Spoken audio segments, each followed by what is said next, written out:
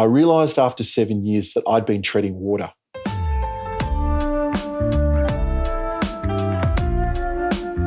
And I hadn't gained 7 years of experience. I probably gained about 3, and then I had the 4th year, 4 repetitions of the same year over and over again.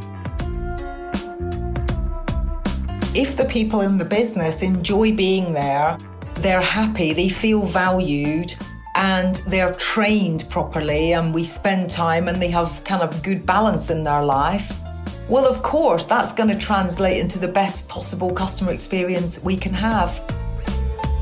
Of course, in the beginning, it was really hard. Like, we got a lot of critique for starting to roast very light, and this didn't taste like coffee and so on. But then you start to gain followers and very loyal customers. Hi, welcome to the 5THWAVE podcast. I'm Jeffrey Young, Editor-in-Chief of coffee business magazine, 5THWAVE.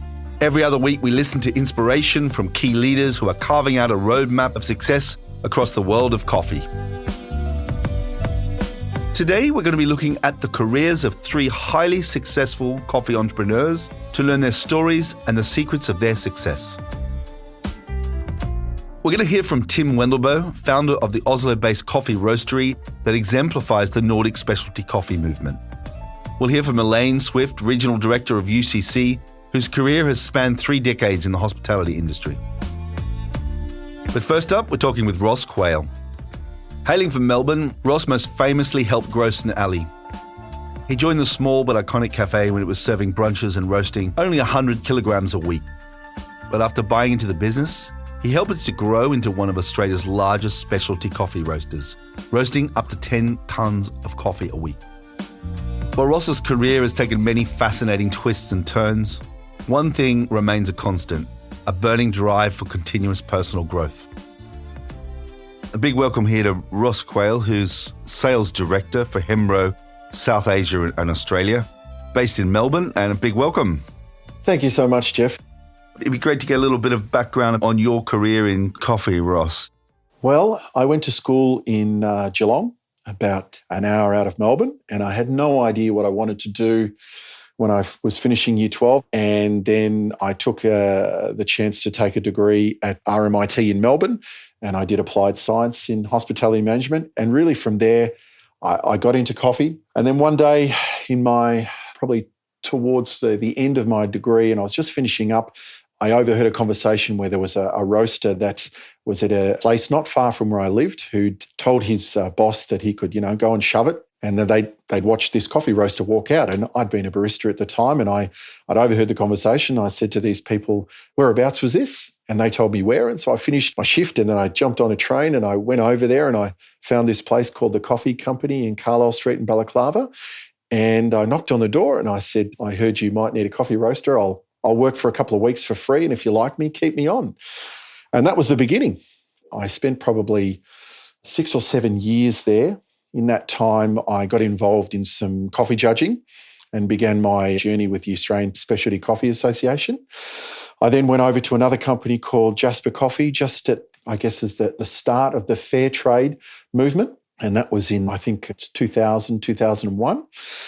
Back then, you might go to a cafe, but you never saw coffee industry being something of a legitimate career. But at that point, there were the beginnings of it being possible that you could stay in this industry.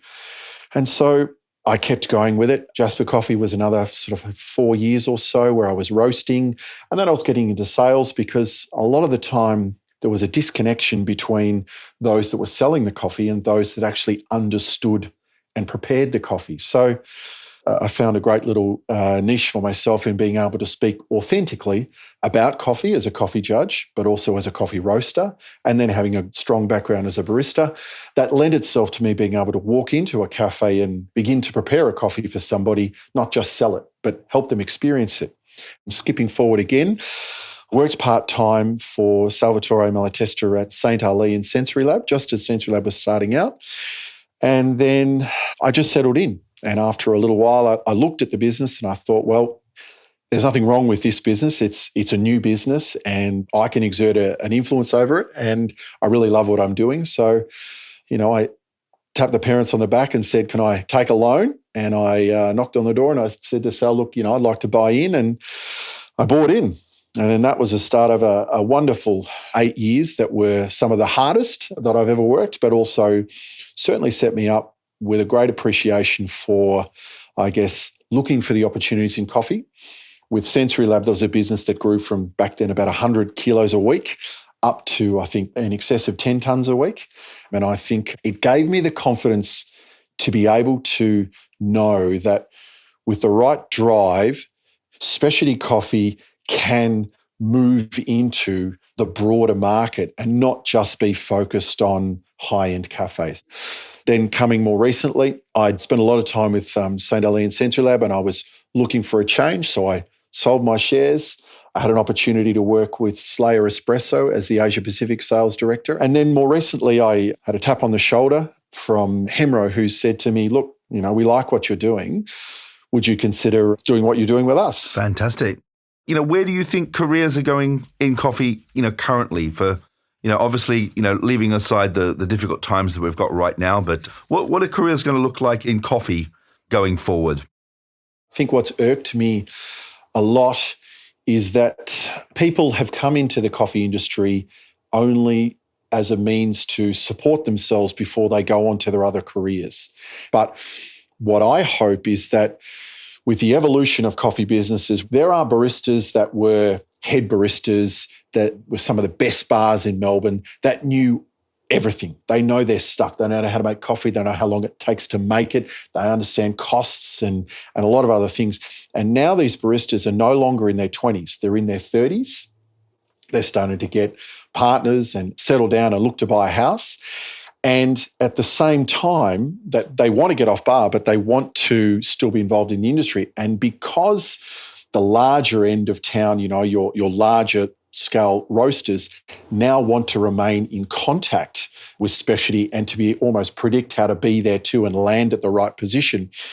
So I think the evolution of what we've got in the next sort of 5 years is those that have the wherewithal to either utilize their education, engage in some further education, being some postgrad or some more business-related skills, will be able to take the skills that they've learnt and take their networks and really become a really valuable part of the organisations of the future with coffee. So you've done the entrepreneur, you've done the corporate.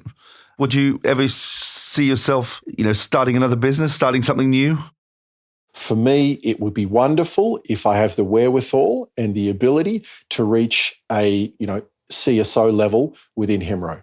In order to carry myself through my late 40s, early 50s, having a strong international exposure to a corporate world that exists with coffee and much more of a global outlook, I think that's going to position me much better that when I do position myself, should something arrive in the future, that I've got a very good understanding of how to work within the global coffee economy, because there's a connectivity that exists now that has never been there. If you have a success within social media and a brand and you compete at a competition or otherwise, you can be catapulted to somewhere very, very different very, very quickly.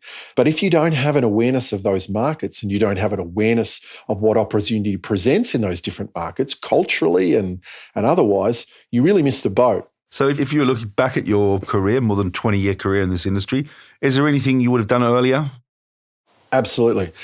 At the early stages, I think I was a great employee because I was incredibly loyal to businesses. But in some instances, when I reflected, in particular in one of my first jobs, I realised after 7 years that I'd been treading water and I hadn't gained 7 years of experience. I'd probably gained about 3, and then I had the fourth year 4 repetitions of the same year over and over again. I don't really mind about failure. Failure is fantastic, and any entrepreneur who are far more skilled than myself would tell you that that's where they had their greatest learnings. But my greatest learnings have really been about reflecting on when I'm stationary. Thanks very much, Ross. That was absolutely wonderful. My absolute pleasure, Jeff. Okay, next up, we're talking with Elaine Swift. I've known Elaine for many years. She is one of the most influential women in the European coffee industry. Elaine began her career in the hotel industry in the mid-80s before jumping into the coffee sector in the early 90s with Bewley's, an Irish roaster expanding in the UK. Things got really interesting in the mid-90s when Elaine joined George Miller at First Choice Coffee, And together they created what was a national network of equipment, distribution, servicing, looking after businesses, the likes of McDonald's. This is anecdotal on the side now, but I remember George Miller phoning me up in about 2001 when Allegra was a very small business. And he said, I want to have a meeting with you. I want to see what you guys do. And I had no clue who the guy was. When he came to our offices at the time in Finchley Road, we were a young, very small business. And he said, you guys know nothing about the coffee industry because you don't even know who I am.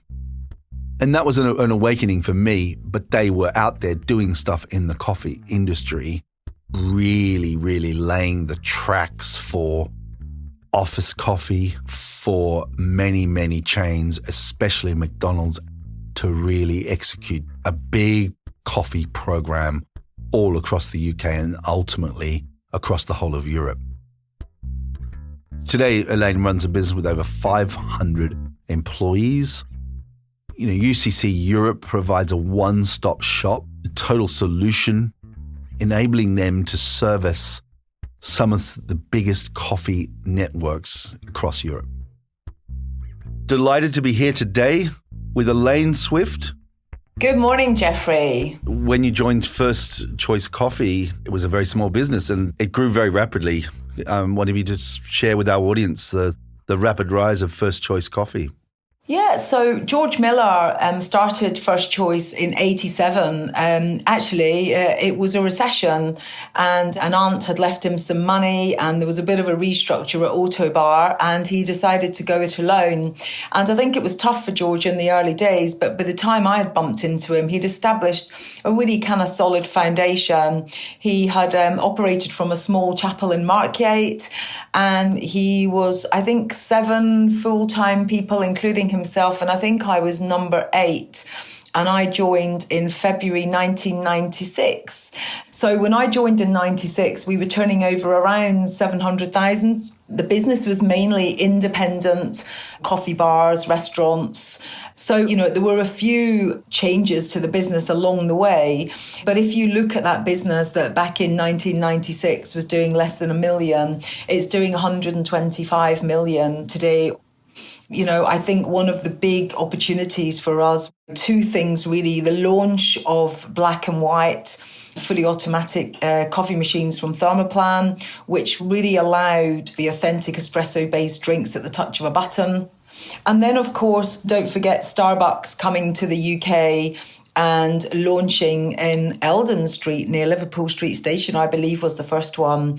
And, that really was the start of a major transformation in coffee. Yeah. So what would you put down the success of that growth? How did I do it? Well, the first thing is I definitely didn't do it on my own. And I think surrounding oneself with great like-minded people is definitely one of the keys to success. And when I say people, of course, we really split that into 3 categories. Of course, there's the team that you become part of and you spend a lot of time with. There's the supply partners, which are equally as important. And then, of course, the ultimate, which are the customers. And building relationships and really taking care of these relationships and working with these people to add value, help, learn, listen sometimes, understand, and create excitement as well. And also make sure that everybody knows where we're going and what we're trying to achieve. And I think then everybody together ends up with a chance of getting there. So I think the people piece is really, really important. And then, of course, you've got to have a good understanding of the industry that you're in. That's our coffee industry. What's going on? What are consumers doing? What do our customers need? And being able to really sell the solution, which ties back to our total coffee solution and not just a product, and really get under the skin and partner with customers to understand what are their objectives and what can we really do to help them deliver. And then, of course, for that, it's really important to have a really solid contact strategy. So whether it's from, the board or the CEO of our customers, right down to, the teams business, whether they're serving or making coffee, and all the different functions of the business, whether it be marketing, category, HR from a training perspective. So all of these elements are really key. And then, of course, we do have to have the right products and machines, and you can't stand still. We've constantly got to be looking at where the industry is going based on that understanding of what's happening in coffee, and then making sure that we have the right products and machines that are going to be relevant and will allow us to keep growing and keep retaining the customers we have, and obviously building new ones. And then, of course, growth doesn't happen. You have to target it. You've got to know, who do we want to play with, as well as who do we not want to play with. And I think that's equally as important. So with our account-based marketing approach, where we really target the customers that we want to really deal with next. And I know probably the next thing will be, what were the big moments? What are we proud about? And I think I've already mentioned really having some of the best people in the coffee industry in our team is really, really something to be proud of. And it's also fun and enjoyable. But I think also, if you look at some of the customers that we deal with in the UK, some big operators and retailers, the likes of McDonald's, of Greggs, Hotel Chocolat, M&S, Waitrose, the list goes on, as well as many, many, many small individual independent customers, as well as some of the brands like the Gordon Ramsay restaurants of this world. We're so proud and so fortunate to be able to really partner. The big and small customers have as much passion for coffee as we do, and coffee is a very, very important part of their business, whether it be from a finance profitability perspective or this real link that I believe exists between consumers and coffee, which is really, really important. Now, you're known as a no-nonsense business person, very driven, ambitious, tough. How would you describe your own management style? Well, I don't really see myself as a manager. I'd leadership probably style. Go to say yeah, exactly. My management skills are probably not that great, Mine Jeff. But yeah, leadership, I think, look, at the end of the day, is it leadership? It's basically about respecting and treating other people how you'd like to be treated yourself, being inspirational, being confident, really being able to go on that journey and develop people, and people really feel that they can follow you and that they're going somewhere. So it's creating an environment or a vision or a plan that people can really follow. And when times are good and there's things to celebrate, have fun, celebrate hard. And even if it's small things, but equally when times are tough, or we've got challenges, or we've made mistakes, things go wrong, come together, solve them together, still take care of everyone. And I think be prepared to get your sleeves rolled up. And I think that's really important. And don't expect anybody to do anything you literally would not do yourself. So if one of my team, as an example, have got a tough customer negotiation or meeting to go to, they know they will go in there and I will absolutely back them up. I'm not going to send them in to do something that I wouldn't be prepared to do myself, or be prepared to go in after them and still deliver the same message. One of the other things from leadership and management, Jeff, is when the business was small, I was able to have more control of all the elements of the business and the customers than, of course, you are when the business is much bigger. And one of the things that we very consciously did was, how are we going to make sure that we can personally, either me as an individual or my kind of senior team, take care of everything, and particularly the customer and the customer experience. And actually, we found them together, it was quite simple, because if the people in the business enjoy being there, they're happy, they feel valued, and they're trained properly, and we spend time and they have kind of good balance in their life, well, of course, that's going to translate into the best possible customer experience we can have. Now, given all your successes, is there anything that you look back and you go, do you know what? I wish I might have done that thing differently?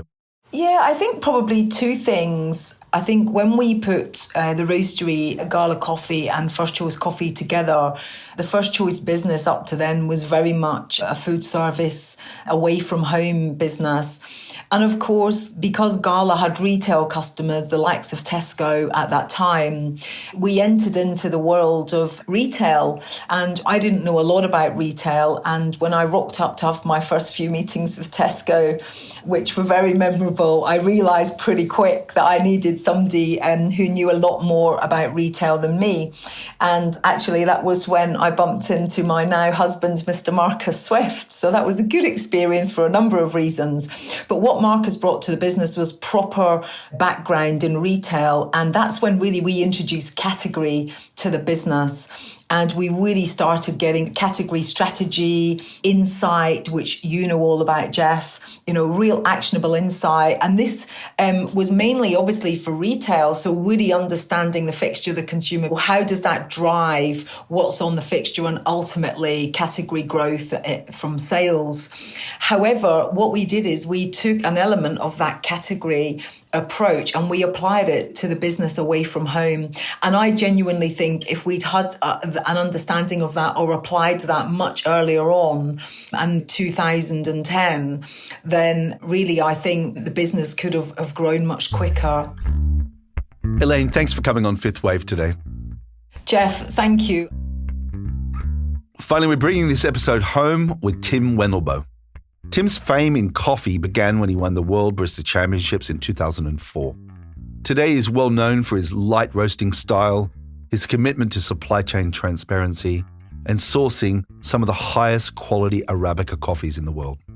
During this interview, we hear how Tim's obsession with coffee quality and his unrelenting desire to learn take him far away from the cozy Oslo cafe and land him deep into the coffee fields of Latin America. So welcome, Tim. Thank you. Your name is synonymous, I think, with the Nordic coffee experience that really began a total revolution in coffee. I'd love to hear your early journey. Where did it all begin?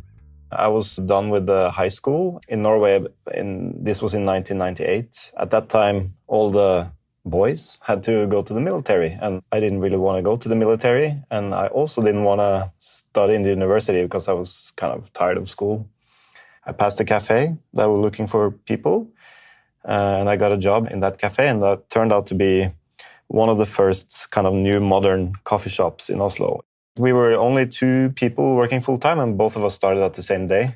So nobody in the store actually knew anything about making coffee. We got like a 3-hour crash course in coffee, which covered anything from green coffee to a little bit of roasting. And then at the end, we kind of learned how to make espresso, the basics.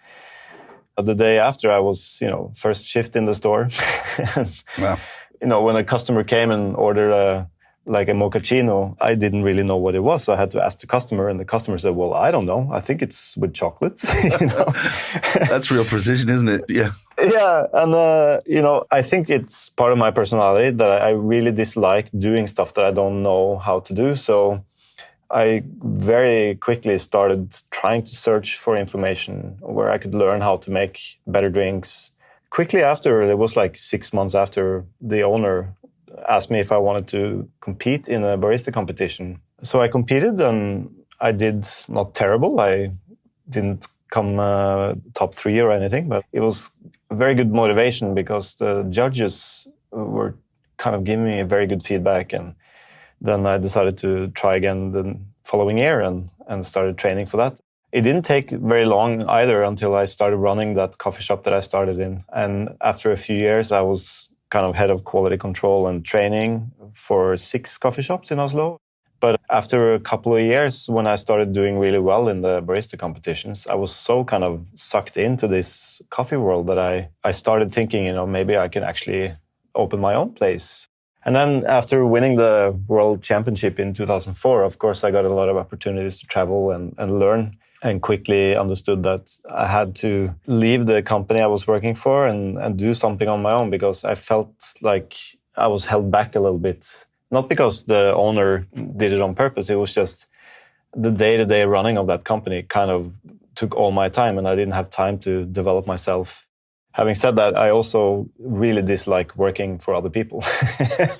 I like to make my own decisions.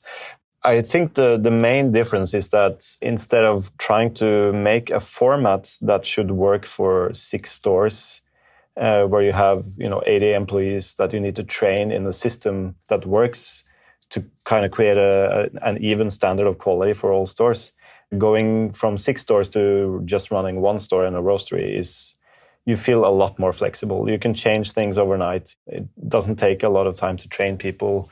You're just trying to please yourself and push coffee forward in a way that I personally would like to see it go, instead of trying to cover any customer needs. Of course, in the beginning, it was really hard. Like, we got a lot of critique for starting to roast very light, and this didn't taste like coffee and so on. But then you start to gain followers and very loyal customers. What's the secret to, having great people in your business? It's easy to teach anyone the skill of making coffee in our coffee shop, because it's easy to make coffee in our coffee shop. The machines are tuned, we have routines to check quality all the time. But what is very, very difficult is to train people in customer service. If they don't have that kind of interest in helping people, it's really difficult, You need to kind of have that intuition already built in, I think. I've been an employee for many years as well, and I know how demotivating it can be if your salary is a little bit too low, or if, the working environment is not great. So we're trying to kind of nourish that to help people stay. And then also it's about stimulating people and helping them learn more and progress. If they stagnate, they quickly get tired and leave the company. What was the original plan, and how has that original plan worked out compared to where you are now? What I kind of didn't expect when I started was that I would focus so much on traveling to farms and working much, much closer with farmers. I didn't really know how coffee trade worked at all. And then I realized if I want to have a consistent high quality, I need to visit the farmers and work together with them in order to make that happen. When did your first farm experience happen, and when did it actually, do you feel that became one of your most important paths in your career currently? I think my first origin trip, where I realized that I had to start working more directly with farmers, was in Kenya, and I was early 2008. And I went because we had bought some Kenyan coffee, and then we received news, 6 months later, that the farmers hadn't gotten paid yet, which was terrible, I was a believer of transparency and all these kind of things, but then I realized, there's nothing transparent about my business model. I also decided to go to Honduras to visit the farmer that I had bought coffee from there, and quickly understood that it was probably more a coincidence that his coffee was good than anything else, because his setup was very, very primitive. For instance, the fermentation tanks where you ferment coffee was very dirty. They were made out of wood. And I was spending so much time in my own store trying to be precise about roasting and brewing and all these kind of things. And then I looked at the raw material and there was nothing precise about it. So that's kind of what triggered my interest in working more closely with farmers. If we're talking careers in coffee, careers on the farm, careers at origin, there are a lot of views out there that coffee isn't a viable career for many people. What do you feel about the prospects of jobs and careers at origin? Well, this is a very complicated topic, because if you know what you're doing, there are opportunities. For most farmers, that's not the case. And most farmers in the world sell cheap coffee to the main market for less than the cost of producing it. So, that's not encouraging for anyone to continue with coffee. And then you have the more niche world that we are in. If you have access to good seeds, you have land with good potential, meaning it has good altitude and climate, you have some know-how or access to know-how, you can be capable of producing a high-quality coffee, but it doesn't mean that you're capable of selling that high-quality coffee for a sustainable price. So you kind of need to have a network as well. It's difficult. I'm buzzed all day long, buzzed at the house. Thank you for listening. We hope you got as much out of this as we did. If you have any feedback, We'd love to hear your thoughts at World Coffee Portal /5THWAVE. This podcast was recorded in the one and only Serendipity Studios in glorious Camden, North London. It was produced by myself, Jeffrey Young, the World Coffee Portal team, James Harper of Filter Productions, and in sound engineering by Chris Bristow. And now we'll leave you with a song from LA artist Trevor Wesley, a participant of the Coffee Music Project. Buzzed will leave you buzzing for the rest of the week. Stay safe and stay caffeinated. I'm buzzed even more, high as a kite, turning darkness to light. I'll be high my whole life, so say what you will. Life itself is a thrill. You can't bring me down. Can't bring me down. Stuck in the zone, I made it my home. It's a blessing, I do what I want. I'm a savant, I'm nonchalant, always progressing. Never stressing, keeping my enemies close, keep them guessing. Anytime I come around, I'm buzzed in the morning, I'm buzzed in the evening, I'm buzzed in the afternoon, I'm buzzed all day long, all day long. I'm buzzed at the house, I'm buzzed in my car, I'm buzzed at the grocery store. One thing's for sure, I'm buzzed all day long, all day long. But all day long, I'm high on life, I'm buzzed. All day long, I'm high on life. I'm lit, never salty, why you gotta be a box of Cheez-Its? When life is a bitch, just toggle the switch and move the pieces. Know what perfect pieces, I ain't people pleasing. Anytime I come around, I'll stay high my whole life. You catch a contact anytime I pass by. I'll stay high my whole life. You catch a contact anytime I pass by. I'm buzzed in the morning, I'm buzzed in the evening, I'm buzzed in the afternoon, I'm buzzed all day long, all day long. I'm buzzed at the house, I'm buzzed in my car, I'm buzzed at the grocery store. One thing's for sure, I'm buzzed all day long,